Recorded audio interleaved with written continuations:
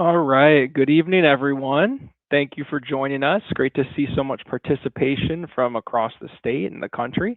Tonight we have a awesome panel for you, and we are welcoming students from IU Indianapolis as well as members from our admissions office and our housing office as well.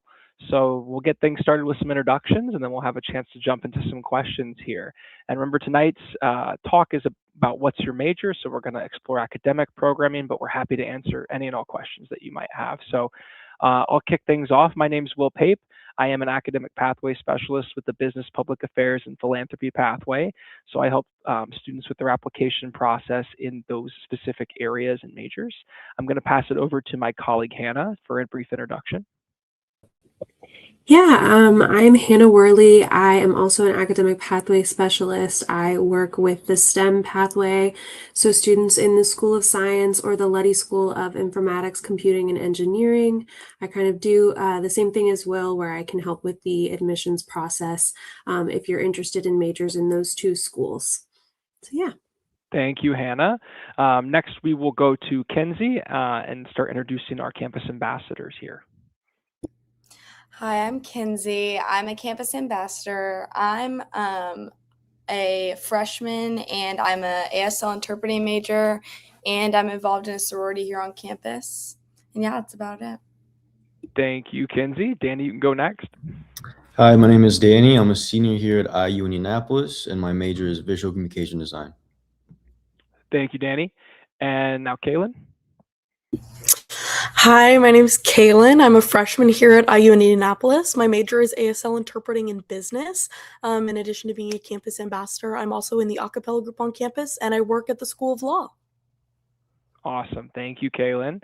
And we do have Dhruvi on, but it looks like she's going to come back here. So I will hand things over to Haryana with housing. And Haryana, if you'd like to talk a little bit about where we're at in the process with housing right now. Absolutely. Hi, everyone. My name is Haryana Thompson. I'm one of our assistant directors for Residence Life, focusing on the student success side of things. So just to give a broad overview of where we are in the housing application process, our new and transfer application opened on January 20th and will remain open until May 1st is our priority deadline. So please get your applications in prior to that deadline. You must be fully admitted and have paid your admission deposit in order to apply. So make sure you have all that figured out. If you have any questions, you can always email us at reslife@iu.edu. And then some exciting things that fall under my areas are living learning communities. We have 8 unique living learning communities that are academic driven, meaning that they are tied to a specific academic school. And new this year, going into fall 2026, is the School of Nursing LLC, which will be in Ball Hall. And then we have Kelly School of Business, Luddy School of Informatics. Honors is academic based, but is broader for all majors. We have Health and Human Sciences, Health Careers, School of Science, and I'm missing somebody. I think that's all of our academic base. And then we have 6 additional theme/scholarship specific communities that focus more on community building and providing a broader experience for a multitude of student majors. And those are, half of them are application required, which you can find on our website. And the others are just more of a thematic experience. So if you have any questions about those things or housing generally, I'd be open to answering those for you. Awesome. Thank you, Ariana. And we're just about to get started with questions here. Dhruvi, would you like to introduce yourself? You can just say your name, major, and what year you are at IU Indy. Okay. Hey, my name is Ruby. I am currently sophomore and I am pursuing health and human science. Awesome. Thank you. Thank you, everyone, for the introductions. Let's get going with questions. So the first question I have, I will toss to Danny. Danny, can you talk a little bit about how flexible it is to maybe double major or to add on to your degree if you decide to change your mind or switch your path up when you get to school? Yeah, so we have a lot of really good programs if you want to become a dual major student, which essentially allow you to not have to take the prerequisites for that second major that you choose, meaning that you essentially get to graduate in the 4 years that you would normally graduate with, but with 2 majors, which is really nice. And that they pair really well as well once you actually want to graduate and look for a job as well. Awesome. Thank you. Caitlin, I'm going to go to you next. So we have someone asking about, what do you do if class becomes challenging? Where can you go? Are there different kind of supports on campus? And how do you access them? Yeah, so the great thing about the IU Indianapolis campus is that not only are you going to have class-specific support, but we've also got resource buildings for you out the wazoo, for lack of a better term. We're really proud of our 17-to-1 student ratio, which means that even in your larger lecture classes, you're going to have a ton of TAs and professors that are always willing to help you, so you'll be able to connect in that way. But if you're looking for more broad-based support, we've got resources ranging from biology and math help all the way to our formal and informal writing centers, our speakers lab, our BEPCO center, which is just the general academic support system. So not only do we have formal building-based resources for every individual and every major here on campus, but we've also got specific TAs that will help you in pretty much every class that you're in. Awesome. Thank you. Kenzie, I'm going to toss you the next question. So we have a student asking about online classes. Do we offer online classes? Can you complete an entire degree online? Can you talk a little bit about what you know about that experience and if that's a possibility? Yeah, so absolutely. We do offer online classes. I had an online class just last semester. I haven't had another one this semester, but I took online ASL, and our teachers are very good about reaching out online. I got emails every month. So I'd say there's no issue with online classes here. And yeah, they're great. We offer them. So. Awesome. Thank you. Drewby, I'm going to go to you next. We have a student asking about what are the most challenging classes. So are there any classes you've taken so far that you were like, that was a hard one? Okay, anatomy and physiology are the hard one for health and science and School of Science, but don't worry, Pepco Learning Center helps you a lot. Because I heard calculus also hard, but don't worry, I'm working on the MEC, which is a very good center to help you out. So yeah, the teachers and TA will help you out with the hard classes. So classwork will be hard, but don't worry, they will help you and you will success in the class. Awesome. Thank you for that. We have a student asking about the nursing major, and I know we don't have anybody represented from nursing, but I will add that nursing is competitive at IU Indianapolis, and it doesn't mean that it's the most difficult thing to do, but it is something that if you are kind of struggling with your nursing coursework, go and get that extra help. Reach out to your academic advisor for support. Reach out to your fellow students for support, so that you can kind of work your way through any of the challenges that you might find in the nursing program. Next, we have a question about a student who spent some time at Ivy Tech and is curious about the different types of coursework and how we offer their time. So Hannah, can you talk about the difference between 8-week classes at Ivy Tech versus 16-week classes here at IU Indy? Yeah, so a 16-week class, you might meet for less class time, like a shorter class time. You're also going to get more in-depth time with your professors because it's over that longer period. You might get fewer quizzes, or you might actually get more, honestly, kind of depending. It will be probably less intensive because it is drawn over a longer period of time, but you might also cover more material. So that's probably some of the key differences. Awesome. Thank you. Next question, I'm going to open this up to any of the students that would like to answer. We have someone asking what the social atmosphere is like, and they want to make sure that you're being honest. So give it your best go.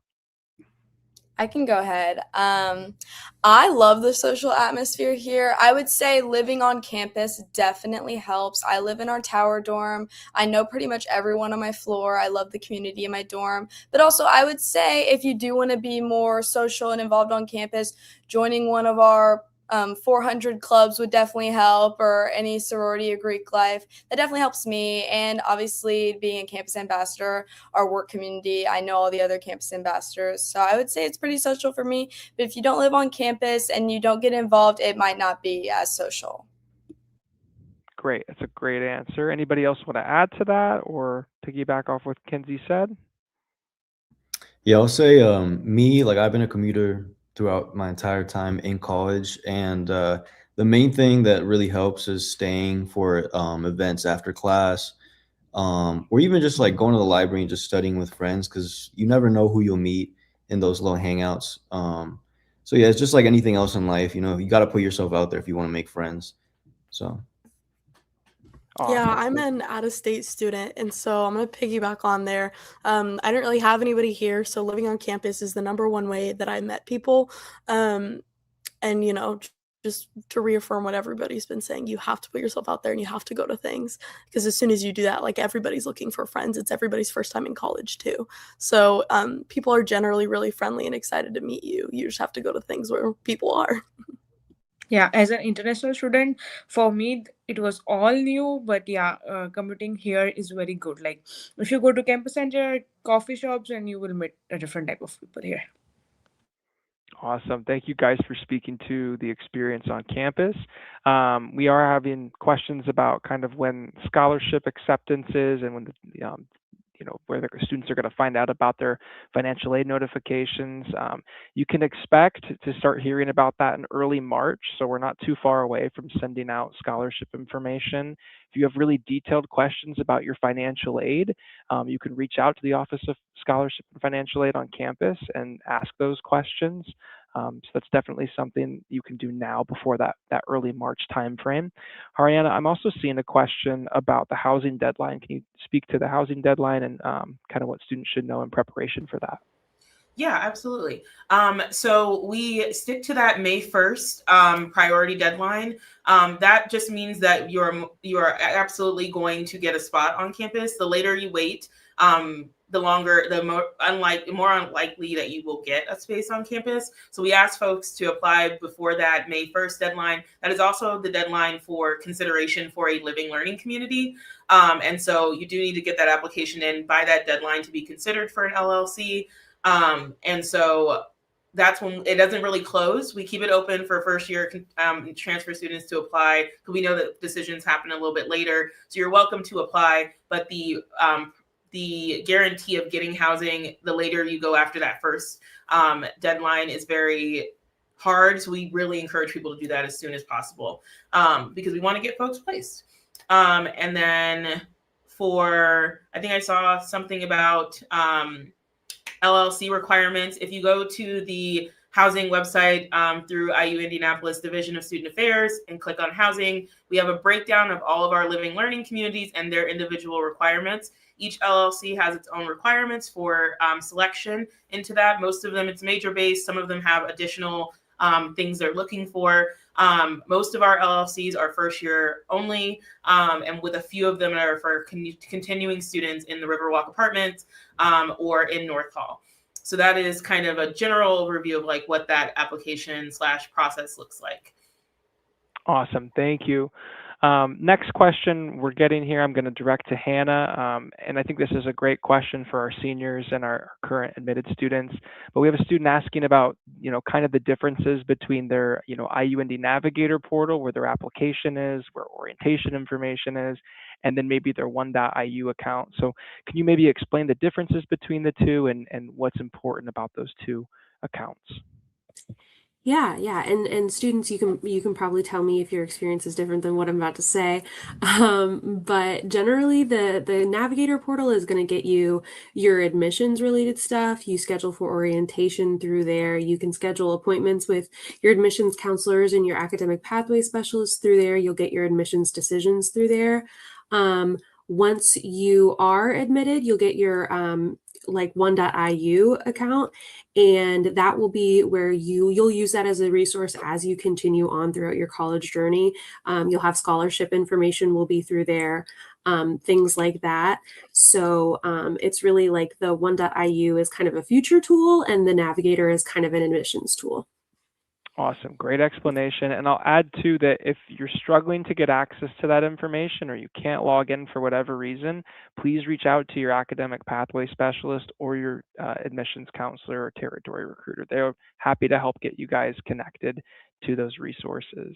Danny, this next question is for you. How hard is visual communication, and what are the types of jobs that you can maybe get with that degree? Okay, so there is, I believe, three different kind of ways that you can kind of take visual communication design. One of them is graphic design. The other one is more of like coding, website design. And then the third is like UX, UI interface design, which is essentially just making sure websites look good and pretty. Um, so if any of those things are something that interests you, that this would be a great major for you.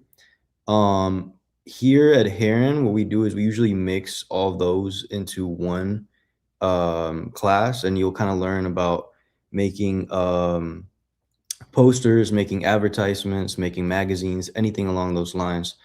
Um, so it's just a really nice major because you get to learn about all these different medias that you can design on. Awesome. Thank you. And the next question here, we have a student asking about being a TA on campus. Has anybody TA'd a class? Yes, I did. I was a TA by the MEC Academic Center. It's like you can reach out to your professors, they can help you out to becoming TA, or not, you can go to the Bepco Learning Center and MEC Academic Center, they will help you out. It's just good GPA and good experience in that particular class, you should be. Dhruvi, do you know if there's a grade requirement, if you have to have a certain grade to be a TA? Okay, the class per class, sometimes the teacher want that particular class grade to be A plus and GPA maybe 2.5 or 2.7. That's what general requirement is. But it depends to teachers. Awesome, thank you. And I do see a question here about scholarships and the scholarship deadline. Our scholarship deadline did pass, but don't let that discourage you from applying to local scholarships. We often recommend that students check out community foundations within their local community to see if there's any scholarships still being waited to be awarded. So that's a great place to look if you're still trying to find some money to go to school. The next question I'm seeing here too is about an LLC. So Haryana, this student is asking, is there a Heron LLC? And if not, where do Heron students tend to live on campus? Yes, there is a Heron LLC. We've had a continuing student and a first year student LLC for Heron. We will only have a first year student one moving forward. So that is in Ball Hall. That's where our Heron students currently are living for first year students. And so that's a great opportunity to be in the same community as other folks who share similar majors or the same major, just kind of depends on the makeup of the LLC. So that is where that one is. So if you're interested, you would select the Heron LLC on your housing application so that unit knows that you're interested and they can look through your application. Awesome, thank you. We have a question here about a student asking about an IEP and being unsure if professors are accommodating with IEPs or not. Does anyone want to take that question and share a little bit more about how we help students with IEPs and how professors are supportive in the classroom? Yeah, I got you. Our AES, our accessible education services, are really good at their job. So as long as they're aware of the accommodations that you need, and you guys have kind of had that conversation before the school year starts, or even just a little bit into the school year, you can do one of two things. You can either you go yourself before classes to your professors and be like, "Hey, this is my situation. Here's my accommodations. I have accommodations from the university," and they'll work with you there. Or you can go on that first day of class and kind of talk to them. It's really up to you once you have that written and like worked out accommodations with AES to go and bring those to your professor and ensure that you're getting them. So you just kind of have to be the bridge between our accessibility education services and your professors. And as soon as your professors are aware, they're always going to help you out. You just kind of have to let them know what you need. Awesome. And Kaylin, I'm going to keep it with you because the next question is about minoring, and I know you have a business minor. So the student's asking, what's the process of declaring a minor? Is there a deadline that you have to hit to, declare your minor, and what does that kind of look like? Yeah, so declaring a minor is actually really, really easy. Because your counselors are probably going to be the main forefront of the person to help you out with that. With a Kelly minor specifically, I had to go through an extra application step because you have to apply to the Kelly School of Business. But for minors generally, what happens is as soon as you take that first course for your minor, you're in first semester, second semester, doesn't really matter. As soon as you're enrolled actively in that course, you can go in through Stellic or your 1.IU and formally declare your minor, and then that's what will show up on your degree path, and that will go into all your degree math. The process of actually getting a minor is also super easy because IU Indianapolis did this great thing where they listed out a degree path of what you need to add on to your current major pathway in order to like officially have that minor by the time that you graduate. So yeah, it's a super simple process. As soon as you're enrolled in whatever that first course for your minor is, you can go onto any of the onlines and just declare it. Awesome. Thank you. Kenzie, I'm going to come to you next. So this student is asking if they can room with their friends that are attending the school at IU Indy. Is that something that students can do? Okay, so you basically have two options. You can put in your friend's email to request to be roomed with them. I personally had a friend coming in. She's my roommate right now, but I live in Tower, so I have two roommates. My other roommate is a random because we couldn't find a third. So for my friend, I typed in her email and we got matched, but we also took a quiz to be matched with a random roommate that has a lot of similarities in their day-to-day like we do. Awesome. Thank you for that. Hannah, I'm going to come to you next. So we have a student asking how long students can stay undecided for before they have to declare a major. So maybe give an idea of a rough timeline and any tips or advice on how to navigate that process. I am not sure if there's like 100% a deadline that you have to declare something by. I would say probably within your by your sophomore year, you might want to have something figured out. But I would explore if you are kind of unsure about what major you're interested in. I would highly encourage that you even just look on our website and say just look through the majors that we offer and see if there's something that you maybe wouldn't have thought about before. Another option is scheduling an appointment with one of our academic pathway specialists.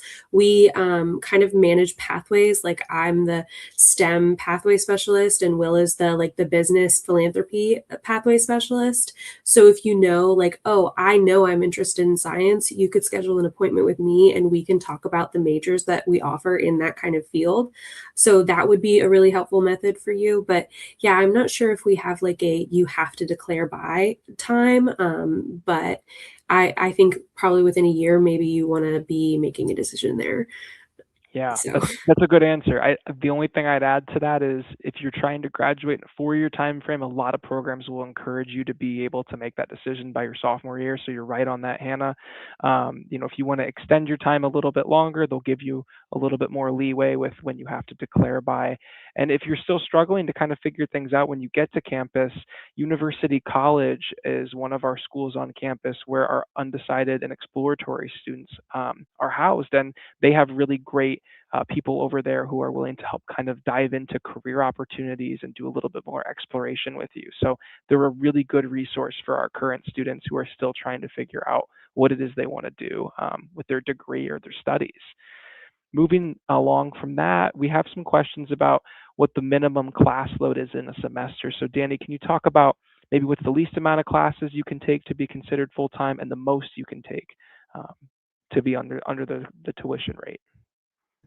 Yeah, so the least amount of classes are 12 credits, and then the most would be 18. 18 is obviously not recommended because it's a lot of credits just for one semester.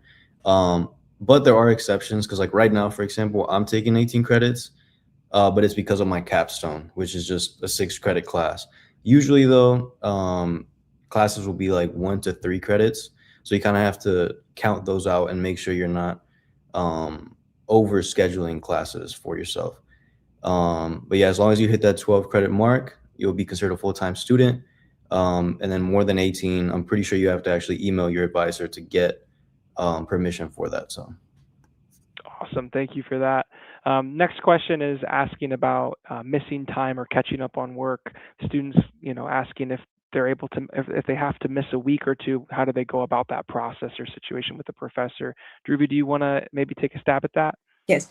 So 1 year ago, I want to visit my home country. So I just mailed my professor and asked them for a leave due to an emergency. They do agree. Sometimes we need to just catch up them, write some notes for them and submit by the time. So they are very pretty sure they will help you out for this.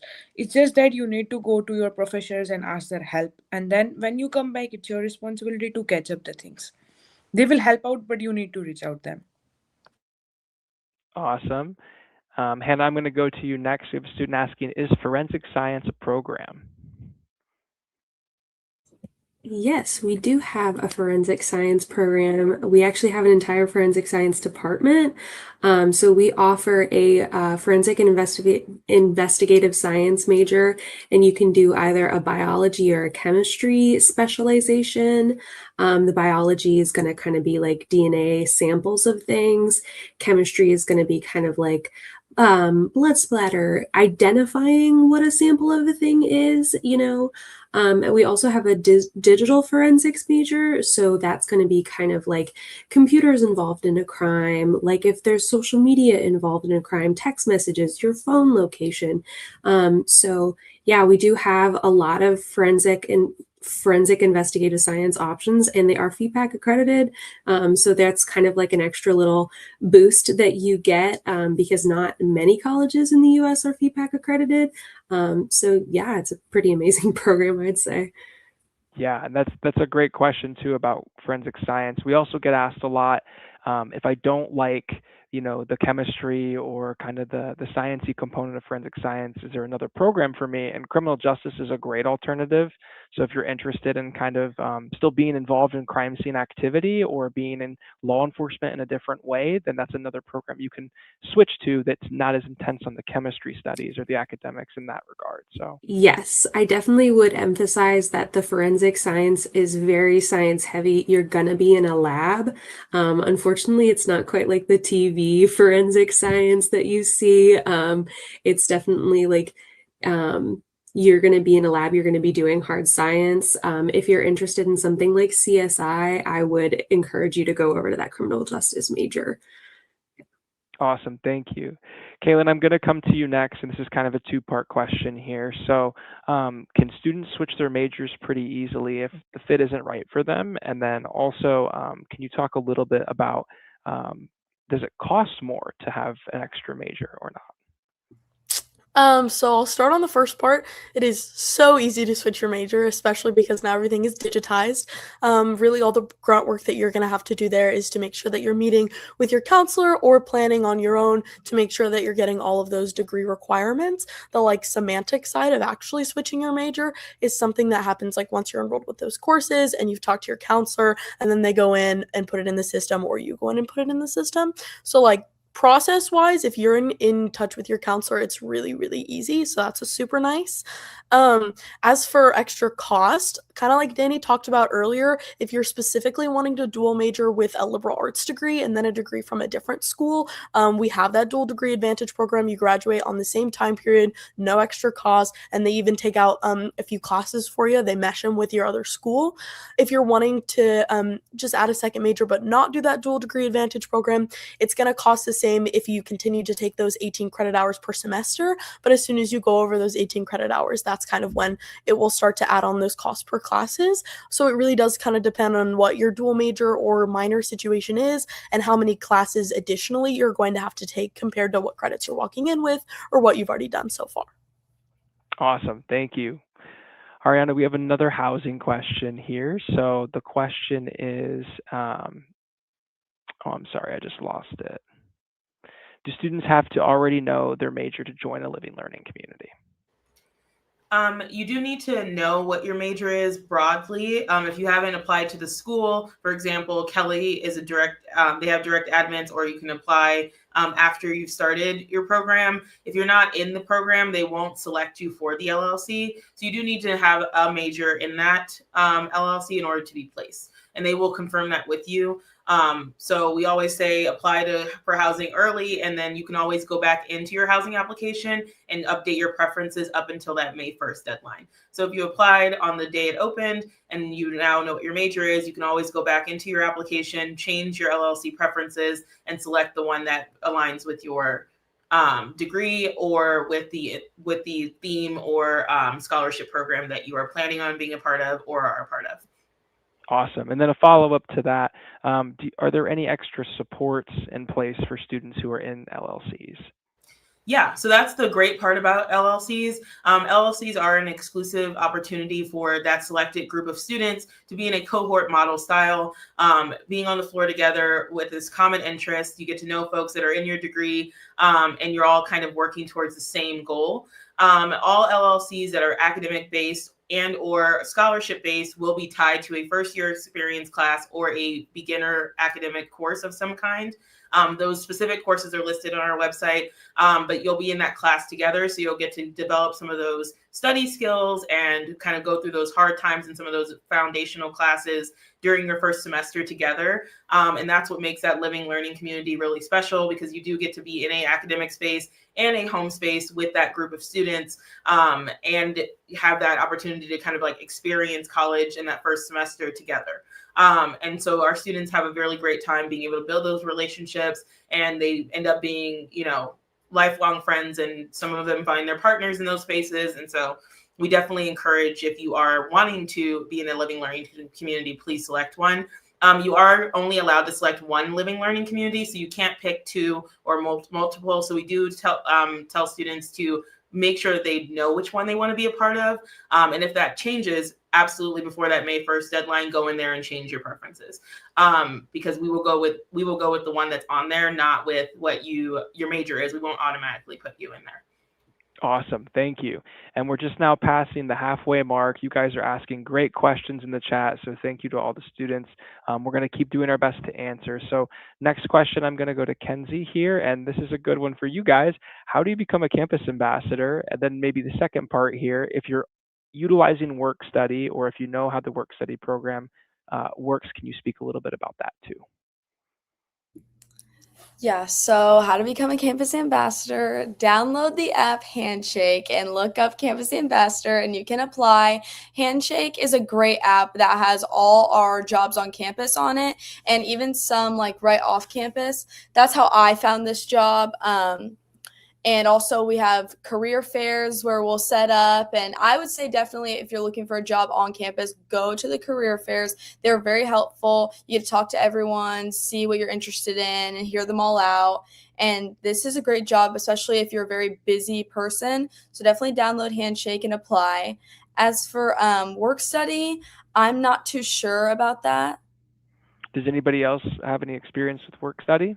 Yeah, I can touch on it. I'm a work study student. I work 2 jobs here on campus, and I use my work study for my campus ambassador job. The actual process of like getting the work study money once it's been like approved through your financial aid, it's literally just you click a different button when you clock into work, and then they start logging that as your work study hours. It's super simple process. It doesn't take any longer than it does to typically clock in, and our timing system, it's called Quality Time, is really good at delineating between which jobs I'm using for my work study, which hours of work I'm using for work study, and which ones I haven't. And then the rest is kind of sorted out on the end of financial aid. So I don't personally have to go in and do anything because the system has already set it up all nice and ready for me. And it's a pretty easy process. Awesome. Thank you.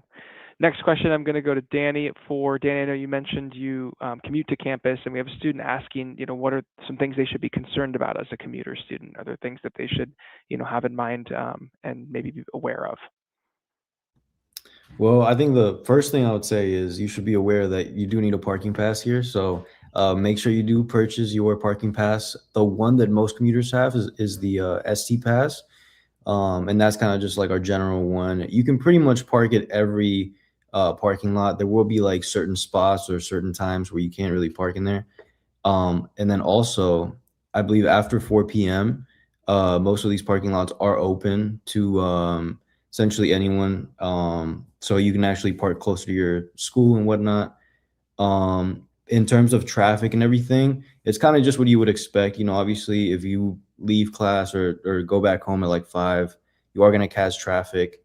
So just kind of, take that into consideration. But other than that, it's a very calm experience. I would just say make sure you have all your parking passes and everything on check with that.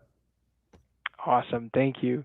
Dhruvi, I'll go to you next. We have a student asking about the deadline for registering for classes. So can you talk a little bit about maybe the experience when you were coming in as a freshman and what that was like, and your process with orientation maybe? Okay, so they are pretty strict for that, but don't you worry. If you miss some deadlines, you can just email them, and if they have seats available, they are more likely to get you in. Sometimes I had seen the classes like chemistry, biologies are the one who pretty sure fill very quickly. So what they do, they will send out you in a line. If someone will drop you out, they will let you in. So it's not a very. You just need to contact your like some professors or sometimes your academic advisors. They will definitely help you out, but you should check the deadline too. Awesome, thank you. Hannah, I'll go to you next. We have a student asking, what the transfer process is like. Is it possible to transfer from other universities or campuses like Ivy Tech, and maybe what that looks like a little bit? Yeah, I would say that our transfer process isn't too difficult. Basically, you're going to apply and you need to get your transcripts from the university that you attended sent over to us. That's really important. You can check out, we have a Credit Explorer website where you can check and see if your classes have been like used as credits in the past, and then you'll know how they'll transfer over to your major or your degree. But officially, your credits won't be assessed until you meet with your academic advisor, which will happen after orientation. So, but it's pretty easy. And if you're going somewhere like Ivy Tech or Vincennes, a lot of our programs have transfer agreements. We also have like single articulation pathway program things. So definitely it's definitely doable, and I don't think it's too difficult. And you can definitely meet with an admissions counselor or someone who can kind of go over your individual case, because it is kind of a case by case, each person has a different situation kind of thing. Awesome, thank you. And I think maybe the most important question of the night, I'm going to send this one to Kaylin. Do we have boneless wings at lunch? Oh, let me tell you. In the dining hall, I'm a big fan of their barbecue boneless wings. They're really good. We had buffalo wings the other week. I don't actually know. I think we've had bone-in wings maybe 2 times. The rest of the time it's been boneless. I'm not sure about where in Campus Center. Maybe Chick-fil-A, you can get some chicken nuggets. That'll be comparable. But in the dining hall, every once in a while, you'll get them in there. And what's that process like for students when they're looking at the dining plan, and maybe explain that a little bit? Yeah, so there's 2 main meal plans. We do have one dining hall. It's just below my feet in the University Tower building. There's a 5-day plan and a 7-day plan. The 5-day plan gets you access to the dining hall, unlimited swipes Monday through Friday, and then you do get $200 of campus cash or Crimson Cash you can use at the campus center per semester. The 7-day plan is access 7 days to the dining hall, unlimited swipes, and then $50 per semester of Crimson Cash that you can use at the campus center. We also, in this building, just above the dining hall, have what's called the Den. It stays open a little bit later, and you can use 2 meal swipes per day at the Den on a limited menu selection. So it's really nice if you're studying a little bit later. Dining hall closes at 8, doesn't close till midnight. So it's a nicer option. The other thing that I will mention about our dining plan is that the difference between the 5-day and the 7-day plan monetarily is minuscule. So I think it's worth it to get the 7-day plan, but it's different for commuters. And it kind of depends on what your living on campus situation is. But the dining hall is pretty great. You walk in and you're always going to have a few stations that stay the same every time. There will always be pizza, there will always be burgers and hot dogs, there will always be rice, and there will always be pasta, and then cereal. And then you kind of got one rotating main menu option that changes every day at both lunch and dinner. Awesome, thank you. Ariana, we have a student that's asking, how did they decide between, the honors LLC or the nursing LLC? And so maybe what's your advice for a student who's admitted to the honors college and is thinking, which LLC do I live in? Yeah, absolutely. So the Honors LLC is bigger than the Nursing LLC. Nursing is starting for the first year, and so they will be focusing primarily on direct admits to the nursing program. So if you're not falling in that category, you will most likely not get selected for the LLC. So keeping that in mind, if you are accepted into the Honors College, there's more opportunity for you to be selected into that LLC because there are more spots for the honors LLC. So I would say, depending on your status, if you're a nursing, direct admit, select nursing. If you're not and you're applying, you haven't heard back yet, I would do honors just to make sure that you get that LLC experience if that's what you're wanting.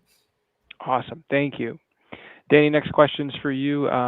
Do you have to apply to Heron and provide a portfolio if you're going into graphic design? Yes, you do. Anyone that's applying to Heron needs to apply with that portfolio. Usually on there, they'll kind of just ask you to showcase anything you worked on during high school, or just, whenever whatever projects you worked on. You have to do that, and then just the regular kind of essay that you would do for most other schools as well.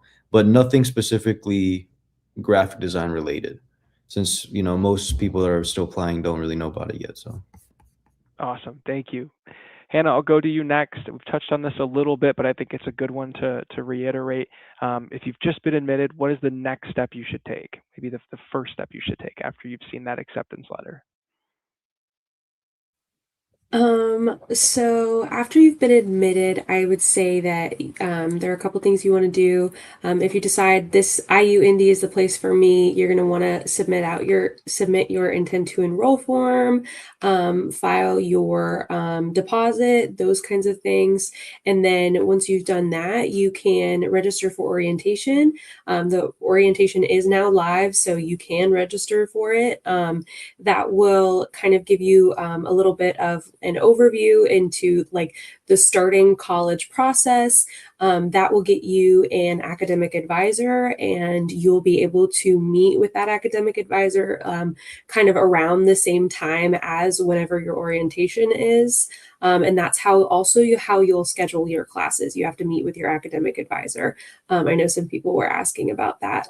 And then there's also something called the Jaguar launch. Maybe one of the students can describe what that is a little bit better than I can, but you do have to fill that out or you have to complete that in order to do orientation, I believe. Kenzie, do you remember filling out the Jaguar launch component going into your freshman year? I actually do not. I do not remember.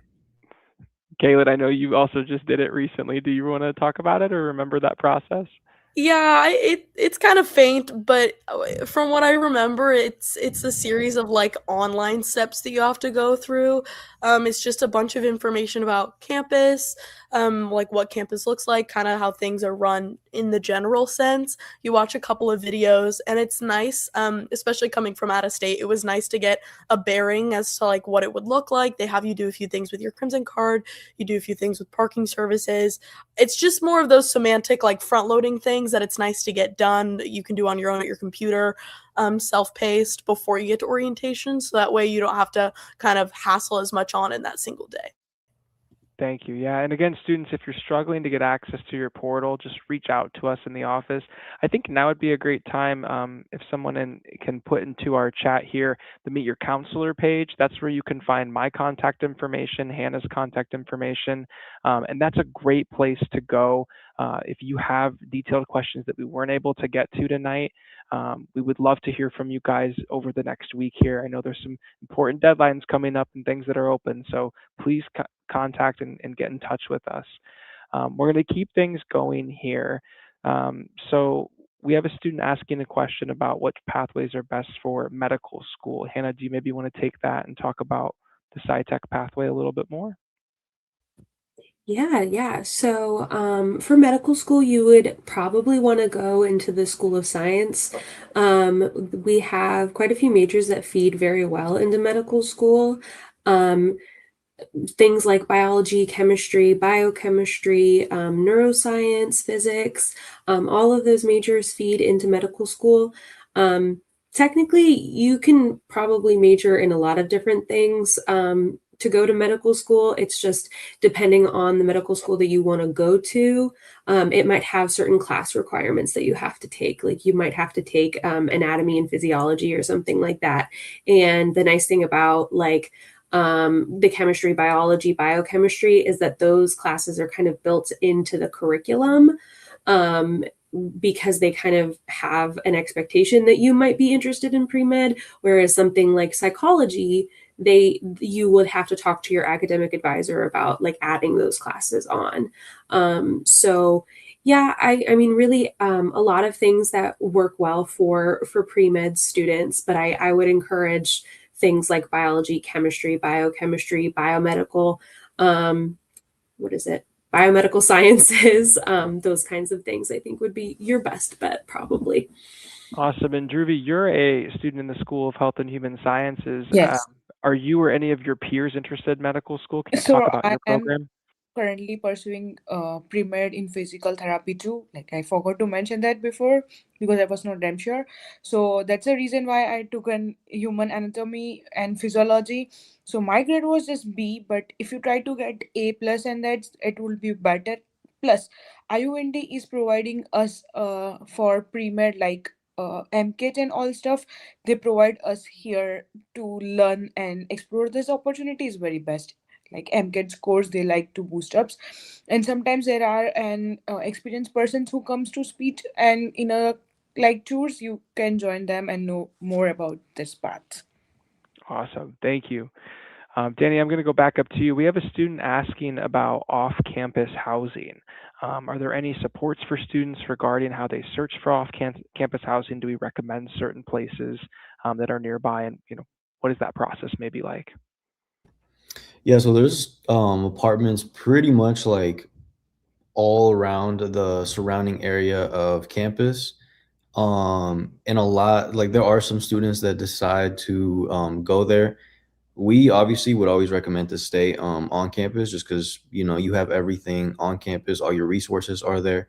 However, if you do want to just live outside of campus for whatever reason, you can do that. Once again, you kind of have the option to live in apartments that are technically off campus because they're not on the official campus, but it's only like a 5 minute, 10 minute walk from uh, the general like main campus. Um, and then obviously there's a bunch of other apartments, houses, and everything within the Indianapolis kind of area, which you can also find everywhere. Now, if you are looking for roommates like that, I would say maybe go on the Facebook group or Instagram groups for your graduating class, and then kind of just maybe post on there, ask if anyone is also planning to do that as well. Awesome. Thank you for that. We have a student asking a question about internship opportunities for freshmen that are directly admitted to Kelly, and I'll take that one since that's my area. Yes, we do have a program called the Business Plus program that is for directly admitted students to the Kelly School of Business. It's relatively new, and it gives you an opportunity to join a cohort where you could begin searching for internships in your first year, leading you all the way up to your senior year, with the goal of hopefully securing full-time employment by your senior year. So if you want more information on that, it's on the Kelly School Business website for IUND. It's called the Business Plus program, and that will be open in the fall of your freshman year. So you can apply in that first semester of your freshman year for that program. The next question I'm going to direct back to Haryana about housing. We have a student asking, are the dorms all co-ed? Are there some co-ed, non-co-ed? Can you ever be assigned a roommate of an opposite sex? Can you maybe take that question for us? Yeah. So all of our housing options are co-ed as far as like the buildings are co-ed. So everyone is kind of mixed in with everyone. As far as individual rooms, all rooms are based off of your application provided gender. So we place people based off of that. There is a question on the housing application that asks if you are comfortable or would like to live in gender inclusive housing. If that is the case, then you can have a roommate of any gender or sex. It just kind of depends on the roommate matching. So we try to prioritize roommate matching as well as match that with your on your application sex. So that is how that kind of works for the selection process, but we don't have any specific buildings that are only one gender or sex. Awesome. Thank you. Kaylin, can you talk a little bit about transfer credit and, if you had an experience bringing coursework in, what is that like? If you didn't, I can pass it to somebody else, but we have a student just curious about how you navigate that process with your advisor. Yeah, so we kind of already touched on this when we were talking about IB Tech, but it should be on your application portal that you're walking in with at least some kind of transfer credit. So when you meet with your counselor, that's kind of when you can look at the way that the system auto-fitted your credits and kind of go in and see what it took for like math classes versus science classes versus undistributed elective credits. Because I'm an out-of-state student, I walked in with 2 new colleges that this university had never accepted transfer credit from before. And that process was super simple. I got my transcript from my colleges back home, sent them over to this one, and then they pretty much analyzed course descriptions and kind of fit them where they needed to be. And then I was lucky enough to be able to say, oh, hey, I'm pretty sure that this credit from my school back home should transfer as a math credit here, so I don't have to take another math class. And then the transfer portal kind of went in and reanalyzed it for me and went ahead and took that credit. So if you're unhappy with it, with like what they auto fitted as, say something to your counselor, because there is a chance that you'll be able to go in and kind of move those credits around. I will say for AP classes or AP transfer credits, what they take is set in stone, and there is a place on the IU website where you can look and see what scores for what AP classes directly transfer to what credits here. But as for the actual process, it's really going to be about how communicative you are with your counselor and how willing you are to kind of work with both the college that you're originally getting your credits from and how you're going to put them into play here. Awesome. Thank you. Kinsey, I'm going to come to you next. I know we've talked about orientation a little bit, but can you explain kind of what the orientation day looks like? Yeah, so if I remember correctly, you will go up into one of our big meeting rooms in Campus Center up on the 4th floor at the beginning of the day, and they will kind of explain how the day is going to go.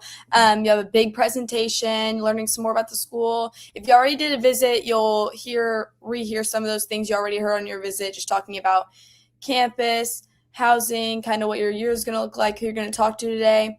And I then broke off into groups, and I got to choose what group I got to break into. I went and spoke with people from the financial aid office because that's what I wanted to do. There was also, I believe, a room talking about like internships and jobs and stuff like that. So yeah, I got to choose. So I think that's what you'll do. And then you will go after that big orientation stuff is done, and you'll probably have lunch before. You will go meet with your advisors or counselors, whoever is helping you do your class schedule. And then there was also, like, after that, there was a meeting just with a bunch of other new students, talking to each other, bonding with each other, getting merch, stuff like that. So it's pretty fun. They make it fun. Our staff here is really good about making it enjoyable and not completely boring. So. Awesome. Thanks, Kenzie. There was a question about accelerated master's programs, and so I'll say a piece about that for my pathway, and then Hannah, I'll pass it to you if you want to say anything about the SciTech pathway. We do offer a lot of accelerated master's programs across multiple schools. One of the really cool ones in my pathway is with the Tourism Event and Sport Management Department. They have 2 accelerated master's programs, one with data science, so you can go into the sports analytics field, and then another that they recently just launched with the law school. So if you want to complete your master's in law in 5 years, you can do an accelerated program with sport management and the JD there. So lots of cool programs out there for accelerated options. Hannah, is there anything in the SciTech pathway that you want to highlight? Yeah, well, the Luddy School has all kinds of accelerated pathways that I think are really cool. Like Will, you highlighted, we do work like kind of across the schools. So you can get, say, your bachelor's degree in nursing and then still do that accelerated pathway and then come over to Luddy and then get your master's degree in the health information management major.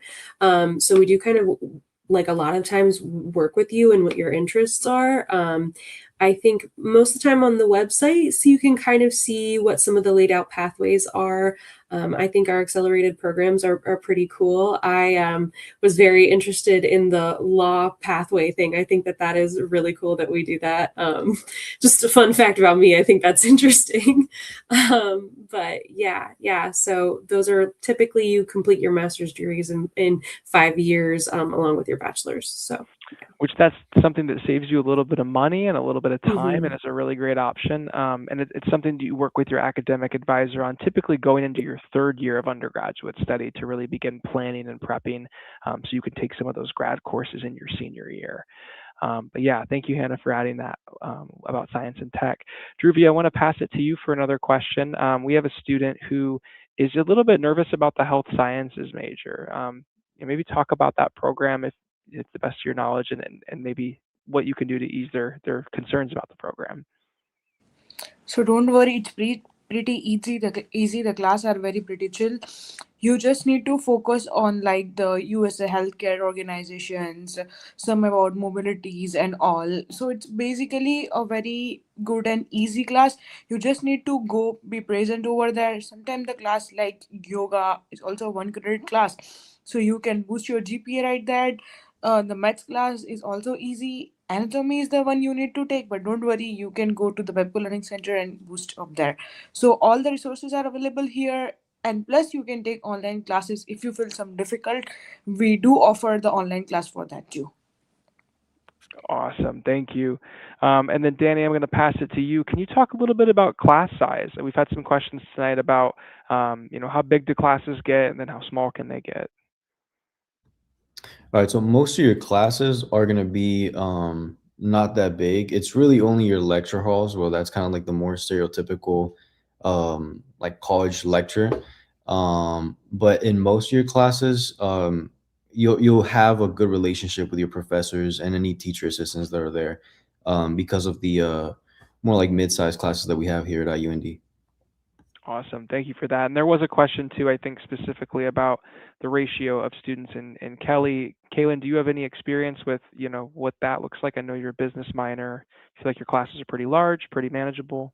Yeah, your Kelly classes are gonna be pretty manageable because instead of doing a whole bunch of people in one classroom for the same class, they do the same class and then offer it multiple sections. So like the big class that everybody has to take is Intro to Business Technology and Decisions, and I think last semester they had about 17 sections of that. This semester they have 8 sections. So instead of a giant classroom, they just kind of split it up into multiple offerings. You are still gonna have like a few classes on the bigger side, but nowhere near the size of like an anatomy or physio lecture that you'd have to take in a lecture hall class. Most of your business classes, right out the gate, are going to kind of resemble a business atmosphere and only get smaller kind of as you work your way further into the program. Awesome. Thank you. And I'll open this up to any of our students here. We have a question about placement tests. So that is something we hear a lot about in the next couple months. So did any of you guys have to take placement tests? What was that process like for you? Any advice? I did have to take placement tests for math. I took no college type math in my high school. I am not very good at math. Thank God we have the Mac. But taking that placement test, I would just say make sure you are on a desk, not your bed, and make sure you turn your phone off so your dad doesn't call you, because those things happen to me and they will stop your test and some little AI robot will say, "Hey Kinsey, we think you're cheating." And I had to be like, "No, my dad called me. I'm turning my phone off now." And they were like, "Place your phone on the floor." And I put it on the floor. So yeah, just make sure you're prepared and read the rules. So yeah, the same way English placement test, you need to come in the university and you need to go to the testing center to take that. That's what I did. Chemistry and maths are the one you can take from the house, but yeah, make sure everything is off because they will get you the plagiarism. Because I took the maths and I was directly placed to the calculus. So yeah, I beneficial me, I save the money. Awesome. And thank you guys for your time tonight. Thank you, students, for being here. Ariana, thank you for coming and talking about housing. Hannah, thanks for representing science and tech. I'll close out with one more question here as we're about ready to wrap up. But we have a lot of questions about kind of campus safety and what that looks like. And so there are a lot of different blue buttons around campus. So if you're walking around at nighttime or during the day and you do feel unsafe, you can hit a blue button, and that's going to immediately contact IUPD, which is the campus police service, and they'll come and help you out. But I know from speaking with a lot of students and from working on campus safety is something we take seriously, and we do feel, very safe on our college campus here at IUND. So if you didn't get your questions answered tonight, please look at the Meet Your Counselor page, set up an appointment, shoot us an email. We want to answer any of your questions. We hope you guys are able to have a great night tonight. And if you need anything from IUND, please reach out to us. Thanks again, panelists, and have a great night. Thank you. This is where you transform the future. At IU Indianapolis, hundreds of diverse student organizations, innovative programs, and study abroad opportunities means you won't just study alongside top researchers, you'll make your own breakthroughs and unlock limitless ways to learn, see the world, and affect change, starting from day one. Take your first step toward tomorrow today. Bring on tomorrow, IU Indianapolis.